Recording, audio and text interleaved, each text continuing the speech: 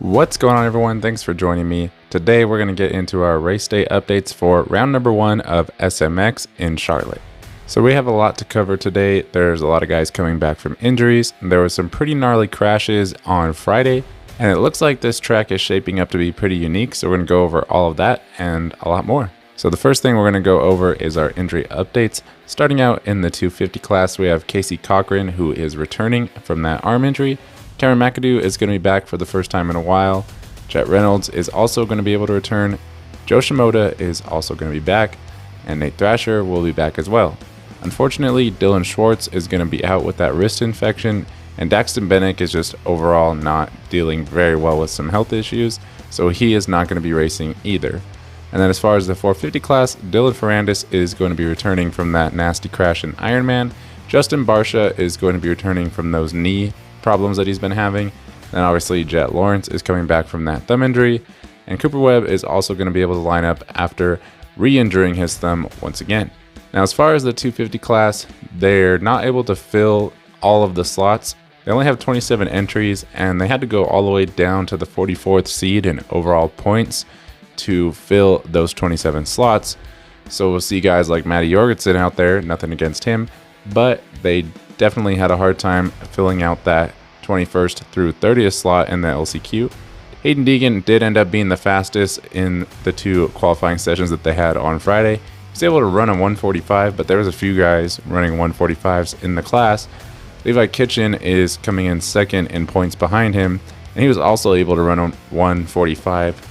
As far as Joe Shimoda, looking at him on Friday, he looked like he could be already back up to speed. He was running similar times to the front runners.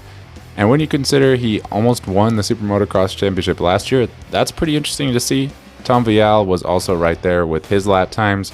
And when you think about it, coming from MXGP, some of those tracks those guys race on are very similar to these. They're all man-made in stadiums.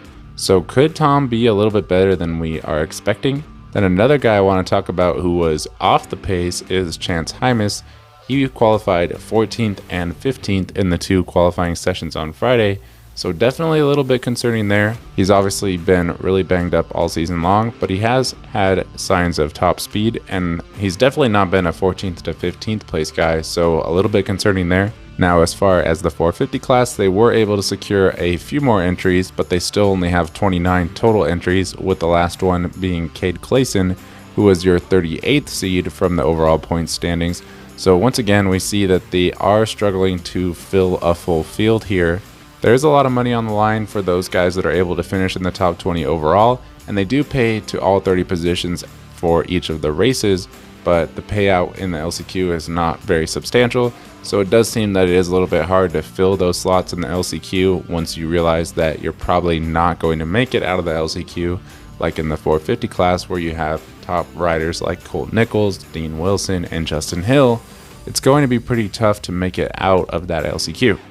Now we did see some pretty interesting stuff out of the 450 class on Friday. Chase Sexton was the fastest qualifier, and he was over a second faster than anyone else. Jet looks dangerous, and he looks like he's already pretty much up to speed. He was the next closest guy to Chase Sexton. However, it is worth mentioning that Eli Tomac did look like he was getting comfortable right off the bat, as he was the fastest qualifier in qualifying session number 1. And while he was a little bit off the pace when it came to the fastest lap times in qualifying number 2, we've seen him have great success on speedway type tracks before, and he wasn't able to compete with us last time at the inaugural SMX season, so it'll be interesting to see how that shakes out.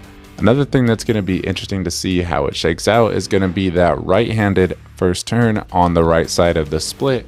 We already saw a big pile up in qualifying practice where Cooper Webb cut across the front of Malcolm Stewart and got him kind of off balance, and then Jason Anderson cut across the front of Aaron Plessinger, and Plessinger ended up coming together with Stewart, and then they both ran into Anderson, and everybody ended up kind of just going down. So definitely some chaos there. Obviously part of it could be that these guys haven't had a gate drop altogether in a while.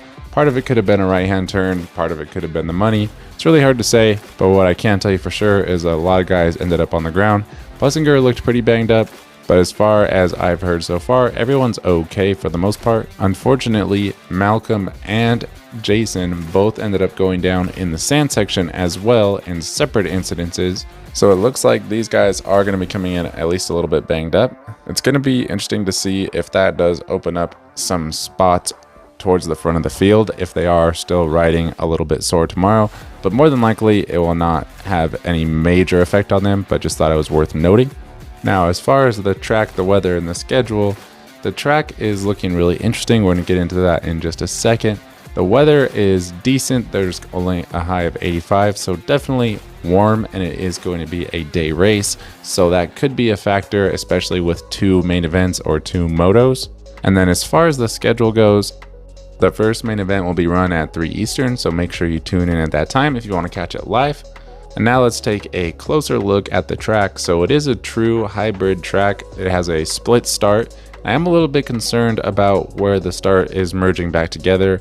Normally, whenever we've seen split starts at like the Monster Cup or this event last year, it merges back together right out of the turn, or at the very least going into a straightaway. And in this case, it's merging back together going into a turn. So there is a pretty drastic difference when you're coming from, say, the right side versus the left side. You have a really good angle from the turn from the one approach, whereas on the other approach, you're almost making a full 180-degree turn to hit the double right after that. So it's going to be interesting to see how that works out. These guys are basically pointing at each other while trying to merge into a corner.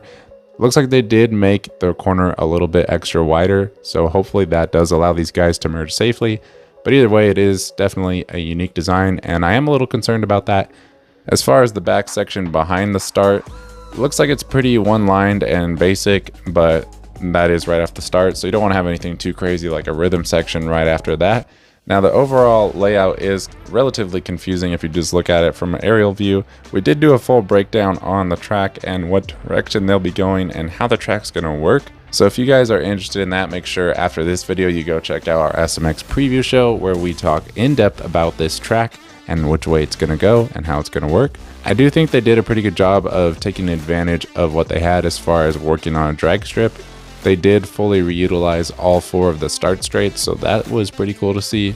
There's only one real full rhythm section on here, so that's interesting, and there's obviously no whoop section, so I'm interested to see if there's going to be any real good passing points. Obviously, if you get a good drive through this rhythm section on the back straight, you could definitely make a pass there, especially because it leads into the start straight. So if you carry more momentum, you're going to be able to carry that momentum onto the start straight and blow by people. But there's really not very many bowl turns. There is a split section right after the finish line jump, so definitely a opportunity to pass there. But besides those 2 things, I don't really see any really good passing points, at least on a track map. So again, it'll be interesting to see how the track breaks down. Maybe there'll be something in the sand section, maybe there'll be something somewhere else.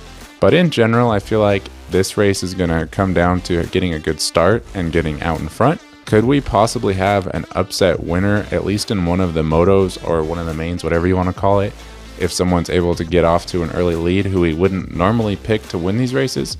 I definitely think it's possible. Make sure you guys let me know down in the comments what your predictions are for the race today. Thank you guys for watching, and I will see you in the next video.